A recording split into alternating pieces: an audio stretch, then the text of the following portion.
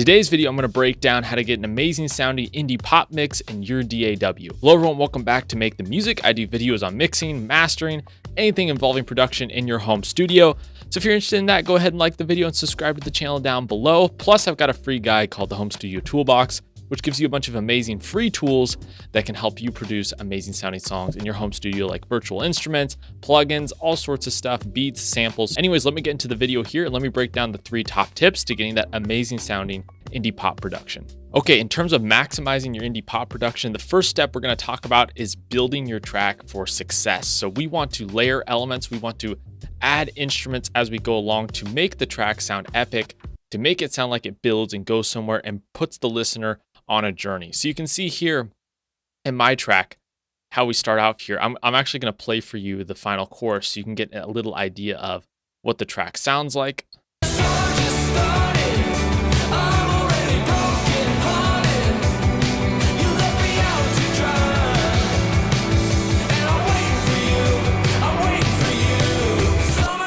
So that's the track. That's actually my track. I released that last month. If you want to check out, you can find that in the description box down below. But that is the final chorus. But what did we do to get there? We added a lot of elements as we go along. Let me just open up the intro here and show you how few elements we have in the entire song.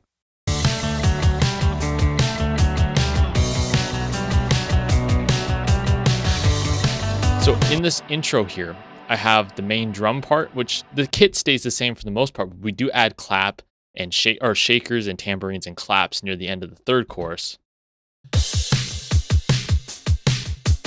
So that's the drum part. We have a bass guitar. I don't even have a bass synth in.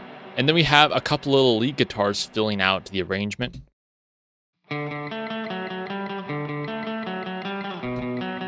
And then just a few synth pads to add a bit of ambience and add a bit of character. So you can see that it's really subtle, but as I go along through the entire track, I'm planning and strategizing about what I want to add. And so as we get through halfway through the first verse, I add these guitar parts on the right and left.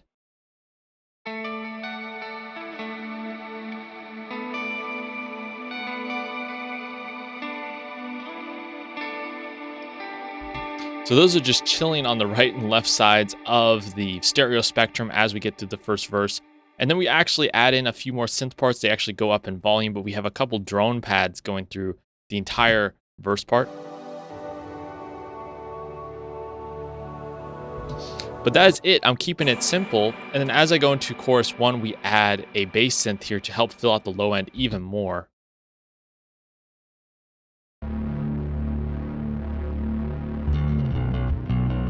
I mean, that really adds a lot of vibe to the whole thing. I have these impacts here, these impact samples that hit as the first chorus comes in,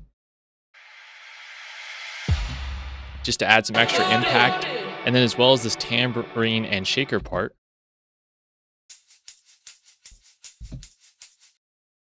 And so it really helps to put all those things together. I'm just going to mute the vocals real quick because we got a lot of reverb and things like that.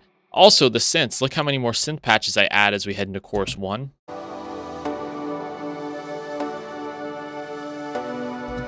But that's not nearly as many as when we finally get to the third chorus, what I have going on. I have the most guitar parts going on here. You always want to think about building out your track. What is going to be in the final chorus? What are all the elements I want? And then stripping it back as you head back to the first chorus. Don't give the listener everything in the first chorus, or your final chorus part or bridge isn't going to sound that big.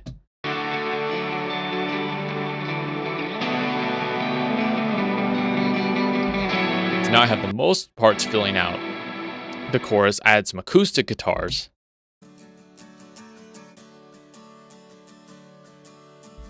And then a ton of synth parts to really make that final chorus feel as big as possible.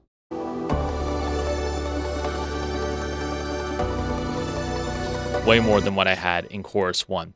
So strategically thinking about your track, what elements you're adding, what can you strip away so you get the most impact as possible and take the listener on a journey. The second tip is find a place for each instrument to shine. I know that the focus of pop music and indie pop, of course, is going to be the vocal, but adding little sections, even if they're small, for a second or so to give an instrument a chance to shine really can help give your song some nice contrast and some nice variety as they go through the entire track. So for example, as I head into the second verse after the first chorus, notice the bass guitar just gets a little bit of time to shine. It takes the listener out of the whole experience a little bit, or actually makes the listening experience better and gives them a little bit of variety. So listen here. With a nice little down interlude with just the bass guitar, it really helps, increase the mood of the track. We've also got some parts here where we've just got guitars creeping up in the mix. So if I go to the second part of the chorus here, there's a lead guitar that really goes up in volume called solo.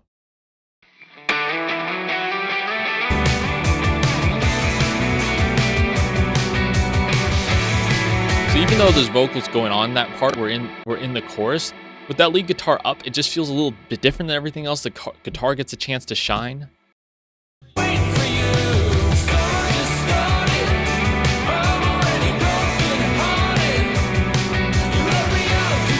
I think it's important with indie pop genres, although it's very pop oriented, to maintain some semblance of there being a band playing. And when you're playing with a band, everyone gives each other a different little moment to shine, a different part for that instrument to stand out. And so I think it's important to maintain that. We also get it here in the intro where we just have this lead guitar part coming in.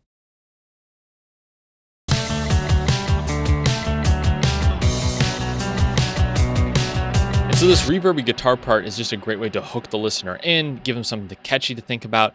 And then as I get into the last chorus here, we have this synth part that really goes up in volume. It's a lead synth. That's this part here.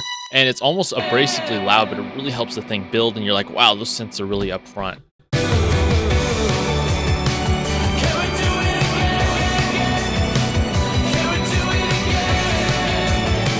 So bringing all those elements together, building your track up, and then finding ways for each of those little elements to stand out, I think is really going to help create an interesting and organic and engaging mix. Then the last tip that I'll give you for really making your indie pop productions and mixes come together is really utilizing vocal layers and vocal effects. So I'm going to go into my entire vocal mix here and show you what I have going on.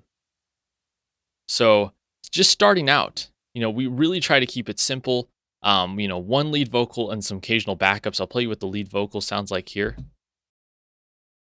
Feels ice cold, water trickling down your throat. And then just on a couple lines, I'm adding in some backup parts here with some octaves, no harmonies yet. Ice cold, water trickling down your throat. If anything, it's just adding some stereo width to the vocal, just making it feel a little bit thicker. It's not until I get further into verse 1 that we actually start to add some harmony parts in here.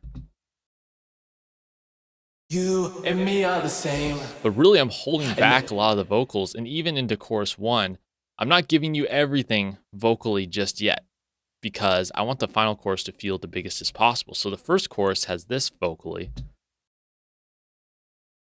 Summer just started, I'm already broken hearted. You left me out to dry. So there's only about 6 vocals there. And then we kind of keep that up with the second verse. We add a few more layers as we head into the pre-chorus, like these harmonies here.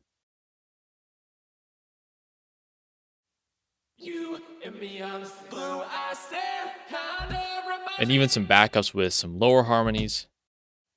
You and me are the same. Blue eye stare kind of reminds me of that one day you made me to impress your friends. So each section is starting to feel a little bit different vocally, building on the next one until you get to the final chorus where we have lots of backups, we have lots of harmonies. I'm already broken hearted. You left me out to dry. I'm waiting for you. I'm waiting for you. There are particularly a lot of low harmonies on this track because I really wanted the vocal arrangement to feel thick, to really fill out, and not have the vocal feel too thin at the top with the higher register sound. So all the vocals sounding like this as we head into the final chorus. The night being red, summer just started. I'm already broken hearted. Especially as we get to this post-chorus part here. Can we do it again? Can we do it again? Can we do it again? Do it again. Another great tip on top of just strategic vocal layering is making sure you're applying reverb and delay in an automated sense. I think this is kind of really a hidden tip here. Like, so you can see with this delay throw on the lead vocal, I'm really strategically adding this sort of, really slappy, ping-pongy delay reverb throw or delay throw on certain lines to really give them emphasis or really to have them fill a space or fill a gap in the track. So you see that throw come in there, but it's not in all the parts. It's not in all the verse parts.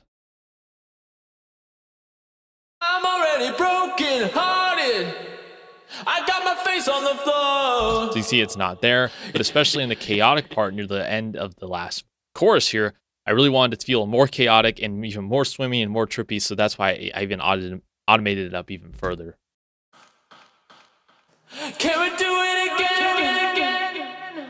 Can we do it again? Especially on those end of those last words to kind of fill some of the gaps. So you end up getting a production that adds up to something like this in the final chorus.